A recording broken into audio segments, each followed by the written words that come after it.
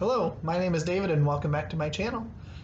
It's been kind of a quiet weekend for me in terms of making content, making progress on any significant reading ventures because we took a trip out to Omaha, a couple hours away, to go to the Omaha Zoo with our 5-year-old and had a really good time. While we were out that way, I coerced my wife into stopping by two different bookstores while we were out that way and picked up something from each of those. We also visited a board game cafe, which was a lot of fun. I'll talk about all of those things here shortly. But first, about a week and a half prior, I made a small, quick stop at Half Price Books I gave myself a budget of $20 to pick up some books.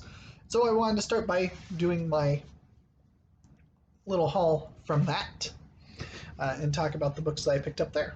So the first one I'm going to show is The Book of Merlin by T.H. White. So I grabbed this because it is a good companion to, and it's moved off from where it was because it's over with my paperbacks. My copy of Once and Future King by T.H. White. So this is the final chapters, so to speak, of the Once and Future King. And so that's why I picked that up. I don't think I've ever read the Book of Merlin, but I know I've read the Once and Future King. Enjoyed it. It's not my favorite King Arthur retelling, but it's good, it's enjoyable, and it's one that I plan to reread at some point in time and then roll into the Book of Merlin after that. Next, I picked up the Tolkien Reader. So this has got all kinds of stuff in here. It's got Tree and Leaf, which contains On Fairy Stories and then Leaf by Niggle. It's got Farmer Giles Pam. It's got The Adventures of Tom Bombadil poetry in there. So it's got some really good stuff in here. It's one, I've read all of these individually. I don't think I've ever owned this volume. But it was good to regain these things back into my collection. If you have the Tolkien Reader and haven't read it yet and want to kind of do a buddy read with it, let me know. I'd be more than happy to reread everything that's in there. So next we have something that is not my fault, but is the fault of one of my frequent commenters who is obsessed with telling me how much I need to read David Gemmell. And so I picked up Legend because I wasn't sure where to start, but I had heard of Legend. So I picked it up. Apparently it's, a couple books into the series, but it works fine as a standalone experience. So I'm going to be checking that out probably sooner than later.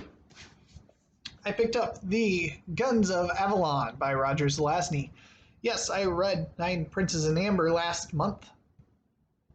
The fact that I picked up book 2 in that series should tell you what I felt about book 1. After I read book 2, I will be doing a kind of a combo review of books 1 and 2, where I'll talk about those, but I've really enjoyed it. And then the last one that I picked up was my most expensive book that I picked up, and that is this nice little version of I, Claudius. So I have the second book in the series on my shelf. Realized I need to have the first book. Happened to see it, so I picked it up. I want to get to this sooner than later as well. So let's start with where we stopped today. We stopped at The Next Chapter, which is an indie bookstore out there in Omaha. That's where I picked up what's in this bag. I know exactly what it is. I wanted to show some support, made a purchase, so I picked up a copy of Ender's Game by Orson Scott Card.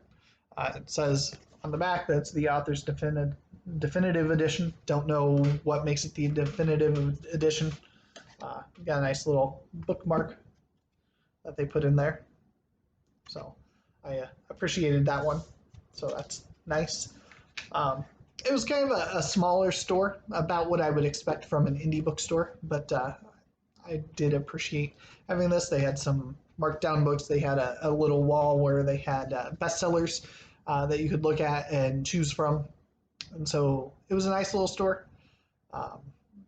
It was where we stopped after hitting the zoo for the second day in a row before driving 2 hours back home. So we didn't want to stay a whole lot of time. But I enjoyed being there. It was nice to look around. So let's talk about the other one that I went to, the Bookworm. Actually, before we get to that, after we went to the Bookworm last night, we went over to the Board Game Cafe. So it's Spielworks, I think. Spielworks Board Game Cafe, something like that. I'm looking up the name right now. In Omaha. So it was my first time going to a board game cafe, which the concept is you go in there and there's tables and you can order food, you can order drinks, and you play board games. And you can buy board games, but they have a big catalog of ones that are already open that you can go and pull off the shelf and play. And so it was one of those that it was kind of on the impulse. We went ahead and checked it out since it was relatively close by, and we really enjoyed it. Yeah, Spielbound Board Game Cafe in Omaha. We played a couple games with our son, had a good time, and then while he was still eating, we pulled off the latest version of Azul, which is called Summer Pavilion, which was our first time playing that one. We enjoyed it. I liked the atmosphere. We didn't realize that on Friday and Saturday when you go in there, you have to pay $5 per person to even get in. Normally, that's what you would pay if you wanted to go in there and sit down and play games, et cetera, et cetera. So just to get in, we had to pay that, which we were fine with. So then we were kind of, it went ahead and decided what we were going to do. We decided that we would go and look around and see what they had there, ordered some drinks, ended up ordering some pizza, and had a good time of it. The pizza was good. Yeah, had a blast. It was a good way to spend a couple hours before going to the hotel in order to wind down for the night. Sorry about the chickens in the background in the window. So after that, or before that, we went to the Bookworm, which is what kicked all of this off. I got a couple of things. A couple of these are freebie things. And so with us kicking around the idea of maybe at some point in time opening a bookstore board game kind of combination establishment, I had a new perspective in going into these things. So seeing little things like the ABC group, the ABC group, Best Books for Young Readers, little catalog, and it just gives you a standard fare of a catalog, different books, a little description of them, price. It was a nice little thing to pick up. The bookseller Indie Next recommends. So booksellers recommend Indie Next. So this is August 2021, and I was thinking maybe these are like indie books when I grabbed it. And then when I was looking at it later, no, it's indie bookstores are recommending books. So it was nice. I mean, it's not big, it's not long, but I was happy to grab this. I'm definitely going to check out and make sure that we have this if we do open up a bookstore, because this is going to be good reference to have. And either way, I'd like to get a copy of this each and every month. The genuine highlight, in spite of what is going to be in this mystery package here, is this Midwest Indie Bookstore Roadmap 2021 edition. So what this thing is a genuine treat. I am so ecstatic to have this. It is a map of the Midwest with all of the indie bookstores. On the back, it's got addresses and everything for them. I mean, I'm going to have this up on the wall. I'm going to be putting push pins in as I get to them, so I can knock off 2 over there in Omaha that we went to. Yeah, I'm so pumped. If you are by a Midwest indie bookstore, leave a comment. Let me know so that we can arrange a time to meet up if and when we get out that way, because my goal is going to be to try to get to each and every one of those bookstores. If there is something like that for other parts of the United States and you grab a copy and want to send it my way, I will gladly have all of the representation of the United States and just make it a life goal to get to each and every one of these indie bookstores. I would absolutely love to know what all is out there, because I want to go to these stores. Whether the quality of them doesn't make any difference. I just want to go see what they're doing, see what they're doing well. So let's talk about the Bookworm. There were two things that stood out to me in the Bookworm.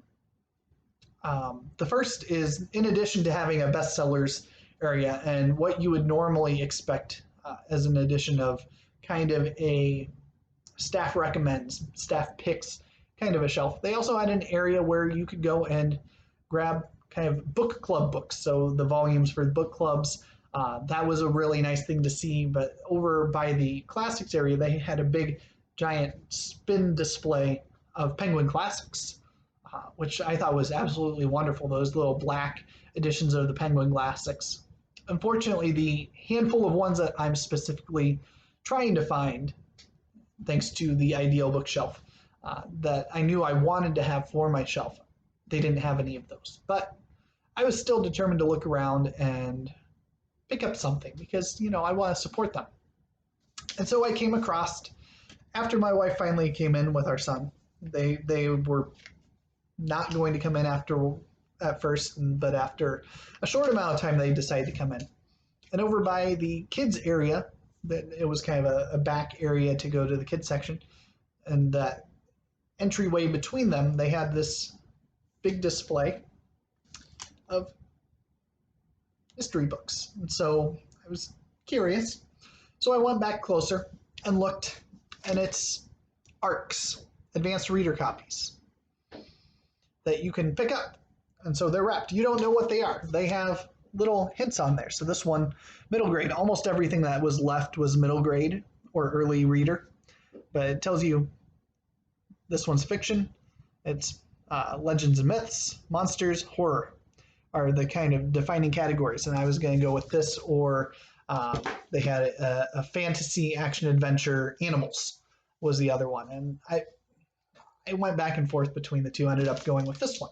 And so it did distinctly stay on there that all proceeds from the sales of these, since they can't sell them to make a profit, all of them, the proceeds are going to go to a charity.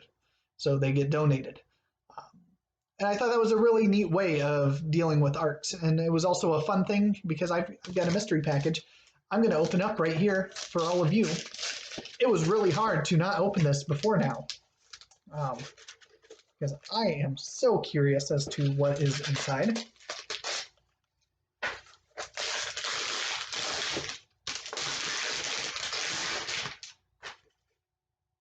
All right, so we got an advanced reader copy, The Smashed Man of Dread End by J.W. Oker. So, it says, a dark basement, a dark secret, a night that just won't end. This chilling classic horror story is perfect for fans of R.L. Stine and Holly Black. I grew up reading a lot of R.L. Stine. So, when Noah moved to a new neighborhood, she didn't expect the sullen, strange girls who live on her new street. She certainly didn't expect the strange warning they give her to stay out of the basement no matter what. Noah's not going to let those girls boss her around. She'll go in her own basement whenever she wants. So she does. And there he is. And now there's no going back. So we'll see. Yeah, it'll be interesting. It's not long. Well, about 300 pages. It doesn't feel 300 pages, but it'll be fun to give this arc a read and see what I think about it. It looks like this comes on sale August 17th. So I'll try to read it and have a review of it go up around August 17th. And we'll see how this goes. So that was my experience. I had fun looking at the Bookworm and the next chapter. I'm excited to start planning out my next ventures to places on that roadmap, including a return back to Beaverdale Books, which is closest to me, and seeing what other ones, because there's a couple others in the reasonable vicinity to where I live, to where I could probably plan those out sooner rather than later. And yeah, plan to see the rest of the Midwest and what all indie bookstores they have to offer. And eventually, maybe someday add our own little bookstore right onto that map too for a future edition. That would be a fun thing to do. So, thank you for watching. I'll be back later during the week with some more reviews because I've got a back list of books that I want to give some attention to.